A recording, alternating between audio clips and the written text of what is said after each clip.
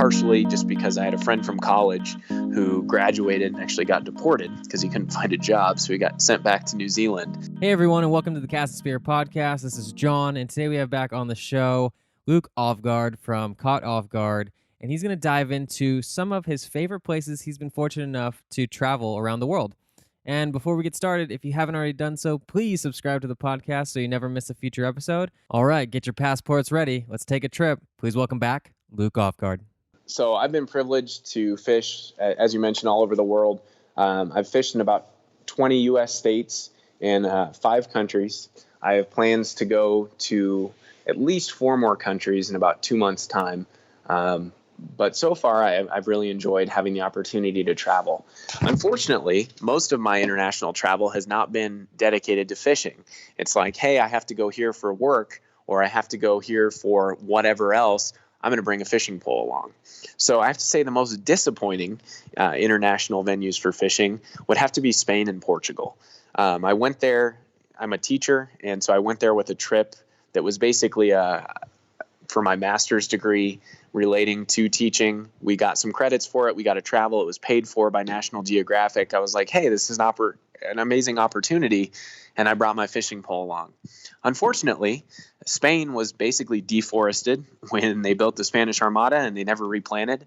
The way they manage their water there is tragic. You know, you have entire systems that have been rediverted and are now dry, where these native species were, either driven to extinction or now only exist in 1 or 2 systems.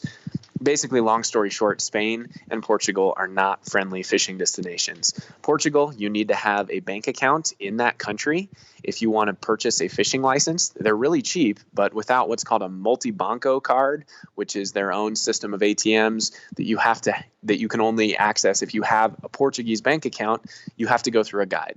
So I did that, went through a British guide. We went fishing for a fish called Andalusian barbel.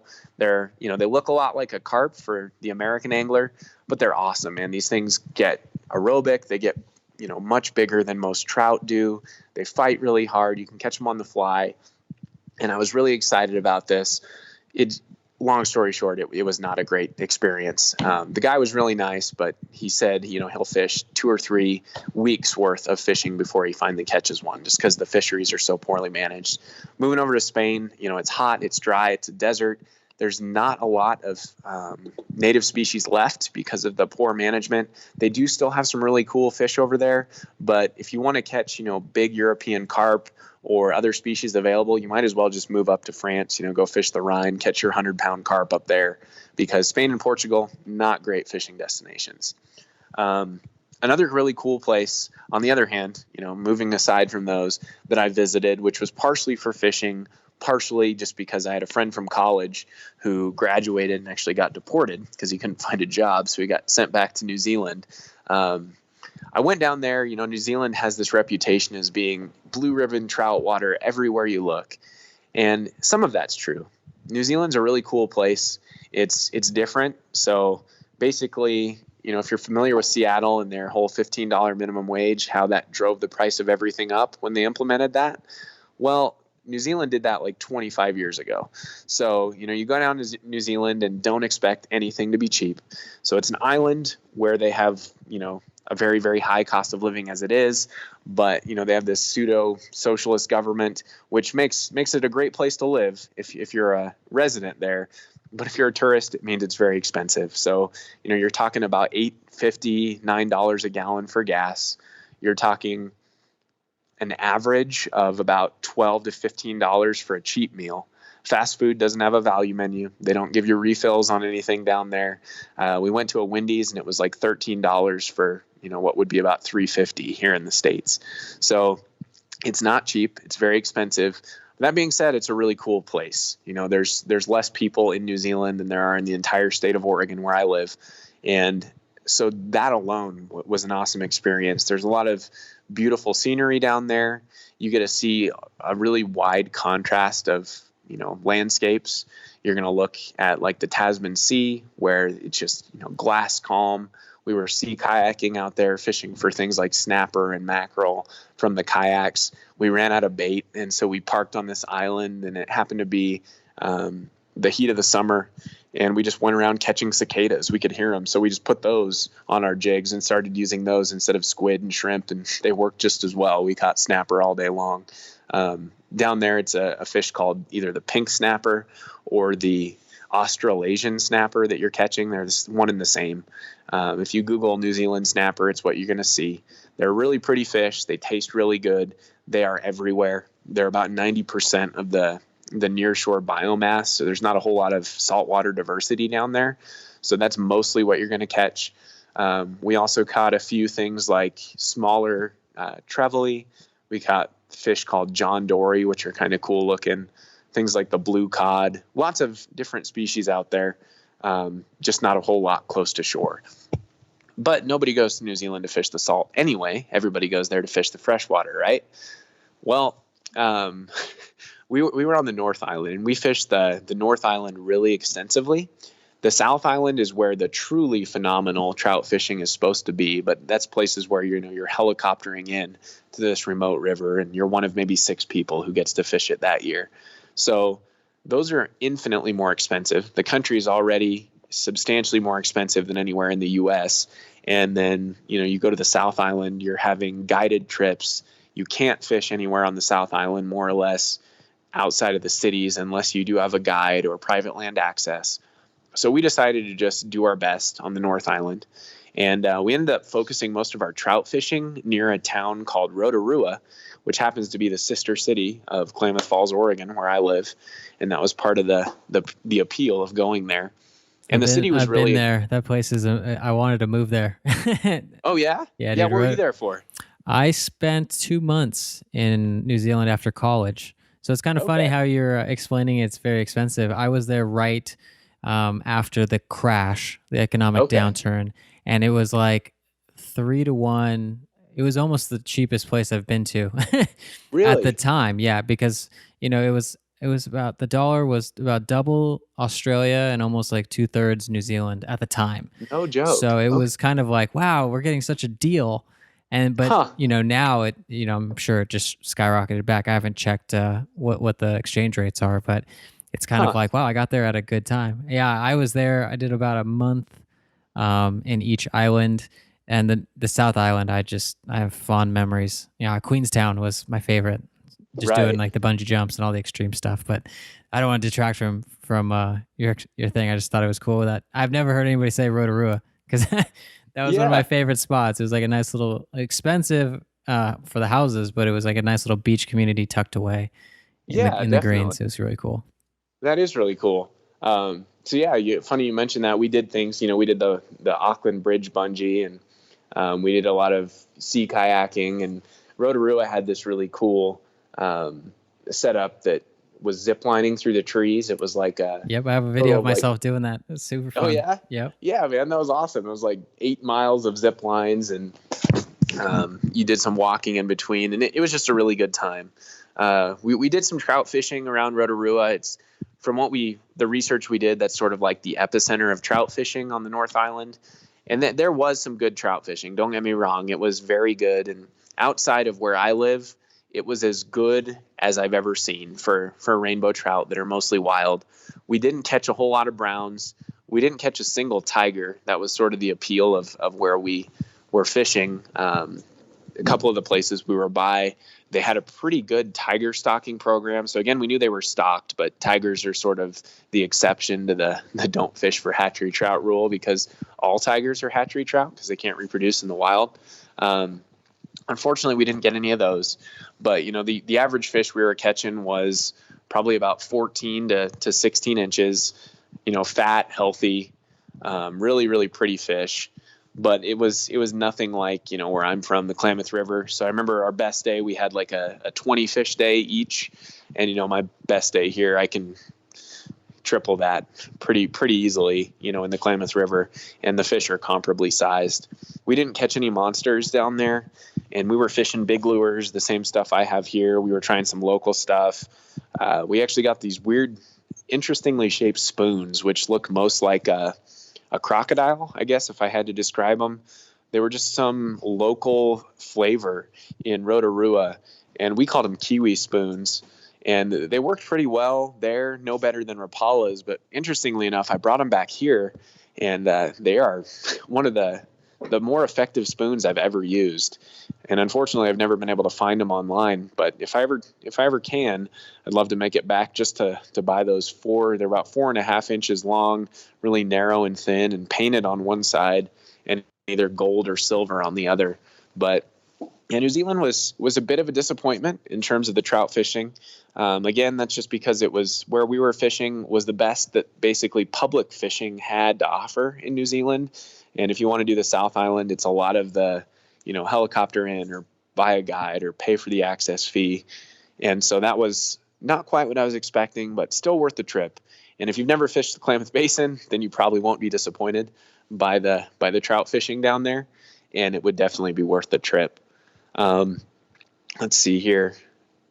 As far as a lot of other international fishing, places that I really want to go, oh man, there's so many that I want to go to, but I would have to say right near the top of the list would have to be Mongolia. I would love to go chase those, massive taimen, largest member of the Salmonidae family, the biggest trout around. Basically, they can get up to 200 pounds, and they've been recorded getting even bigger. So Mongolia is definitely near the top. Believe it or not, where they don't fly fish for those, the guides will shoot a ground squirrel or a prairie dog for you, a little 6 to 8 inch critter, and put it on a hook, and that's what they use. So it's very different, and part of the prudish trout fishing elitist in me dies a little bit when I hear that, but at the same time, I'm like, man, that would be so awesome exactly for that reason. So Mongolia is on the list. I think I'm kind of shocked that in New Zealand, mice, that's what they eat is mice over other fish, right? For a majority, and that's just crazy now that Mongolia, of course, would have squirrels instead of mice. It makes sense, right? That's crazy. It really is. A couple other places, like for trout, I would love to go to Iceland and fish for, the massive Arctic char that they have up there, and then, white spotted char as well. The only downside with Iceland and with basically anywhere in Europe, with the exception of Portugal, one good thing they had is no trespass laws, so you can fish private land anywhere without getting in trouble. Most of Europe doesn't have the whole licensing system that we're used to in North America. In Canada and in the States, you buy a license for that state and you can fish anywhere. If you're on private land, you just can't fish there unless you have permission. Well, in most of Europe, you buy licenses for the specific body of water or the specific, region that you're fishing in. So it might give you access to 1 or 2 or 3 streams, but in extreme places, it might be even more narrow than that. So I have a trip planned to go visit my brother, who's currently in Vienna finishing up his degree as a foreign exchange student there. And it's going to be midwinter, so it's not ideal for fishing, but I'm going to be fishing in Croatia. I'm going to be fishing in Italy, Austria, and Slovenia, which is where my mom's side of the family is from. And so I'm really excited. I was hoping I might get a fish for marble trout, which is a beautiful species only found in a few countries there in Eastern Europe, but I'll miss the season for that. But I am going to get to go fish for huchin, which are closely related to the taimen that they have, or the taimen, I'm not actually sure how to say it, that they have in Mongolia. It's actually the only living relative. And they don't get nearly as big, but they can still hit about 50 pounds, with the average fish being more like 5 to 10. So that's about 6 weeks away, and I'm really excited for that. I'm going to get over to Slovenia and Croatia, fish for huchin. Going to probably take a few charters out in the Mediterranean, hopefully get into some salmon, some tuna, or some of the other exotic species that they have. Believe it or not, they have things like mahi-mahi, just like we have here over there in the Mediterranean Sea. So I'm really excited for that, and hopefully it'll work out, even though it's midwinter. But yeah, so many other destinations to mention. I'd love to go to, Guyana someday and fish the Amazon. I'd love to go to Argentina, fish those, artificial invasive salmon and trout runs that they stocked where they don't have any competition and just get massive. I'd love to go fish for those freshwater sharks in South Africa, for tigerfish as well in South Africa. Just so many things to choose from. Australia. Didn't make it over to Australia when I was down under, but There's a couple systems down there where you can go catch 75 fish theoretically in a day in a freshwater system, which is just unheard of species diversity outside of the Amazon. And a ton of them are huge. You have fish like the sawfish, which are 6 to 10 feet long. So lots of plans in the future. The most ready one, I would say, is that trip to Eastern Europe in mid-December to primarily target hoochin, but a couple of other species are definitely on the agenda as well. Now you just made me have the travel itch. I actually just came back from Iceland probably about a month ago. So How was it? It was great. It's expensive. Gotcha. So it makes me sound, everything you said about New Zealand is how I felt about Iceland. We actually did it Gotcha. really smart.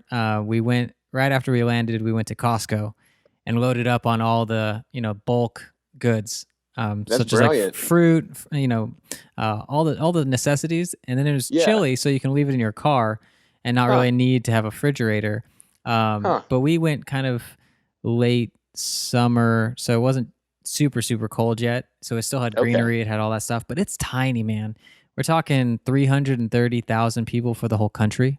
So it's like, yeah, it's like one main road and it goes in a circle around the island. And I didn't have a chance to do any fishing at the time, but what you were saying is totally right. I looked at, when we were leaving, I looked at like the license kind of rules and stuff, and I was like, this is kind of a nightmare in terms of figuring this whole shebang out. But yeah, that's cool, man. I can't wait to hear about your stories when you come back from definitely. your I'm European excited. tour. We'll see how it goes, man. Well, that does it for this episode of the podcast. How'd you enjoy it? Are you getting the travel itch? Got to get some more stamps on that passport? I sure feel it. I'm already looking at kayak and seeing what I can afford to travel to in January. Well, yesterday was Thanksgiving, and I just want to say I'm very thankful for you to spend your time with me to listen to this podcast as we're getting started. I want to expand it as fast as possible to as many people and inspire people to do more fishing and taking care of the environment. If you have a moment, if you can do me a huge favor and screenshot whatever app you're using to listen to this and send it to a couple of your fishing buddies, let's say 3, that would be huge. Maybe even share it on your social. Just make sure you tag me at Cast and Spear. And be sure to check in tomorrow for the last episode with Luke Offguard. Keep those lines tight, everyone. See ya. See ya.